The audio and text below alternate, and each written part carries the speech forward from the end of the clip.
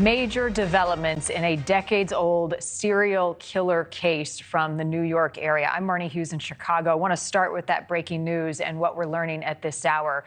There has been an arrest of a suspect linked to the Gilgo Beach murders from Long Island, New York. Police have not released the identity of the person they have in custody linked to these murders. We do know that the Suffolk County Police arrested that person this morning. He's in his 50s or 60s at his home in Massapequa Park. It's less than 30 minutes from Gilgo Beach.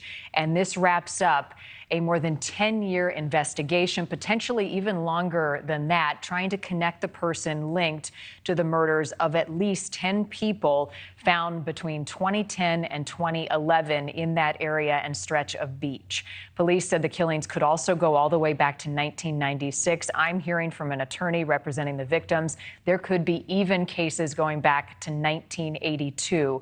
Joining us live with more on these major developments in this case, Sloan Glass is in the New York area. Sloan, police held a press conference moments ago. They didn't give a lot of details other than thanking law enforcement for getting to this point. Are we still expecting another press conference later today with updates on who this person is they now have in custody? Yes, Marni, we're expecting a press conference here at the sheriff's office later today around 3 or 4 p.m. Eastern. We also have cameras set up at the courthouse in case that suspect makes his way in. This is all developing this morning, a major breakthrough, as you've said, that police have been working on, confounded by for more than a decade. This serial killer, the Long Island serial killer's first victim, could date back to 1996, or as we've recently learned, even earlier. He has taunted victims' families and police. And then this morning, authorities swarming the area, a residential block in Massapequa Park, just west of Suffolk County, where most of the 11 sets of human remains connected to the Gilgo Beach murders were found. This map shows the 3-mile-long stretch along a scenic coastal road in Long Island, New York, where the victims were discovered between December 2010 and April 2011. The first victim identified was Melissa Bartholomew, who vanished from the Bronx in 2009.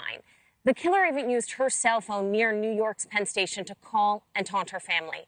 But it wasn't Bartholomew the police were looking for when they began to uncover victims' bodies one after another.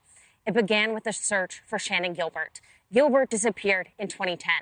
But within months, police found a total of 11 bodies, all believed to be sex workers, except for a toddler, the son of one of the victims.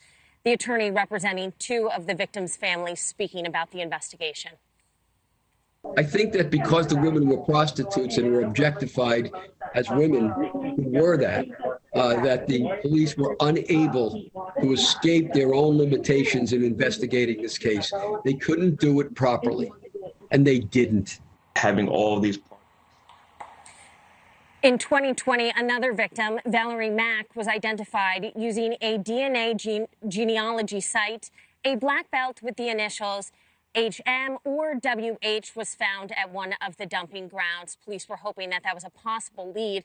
And then last year, a new police commissioner and new district attorney promised to breathe new life into the investigation with a joint task force. Marni, we are expecting updates as the afternoon goes on, and we will be set up here.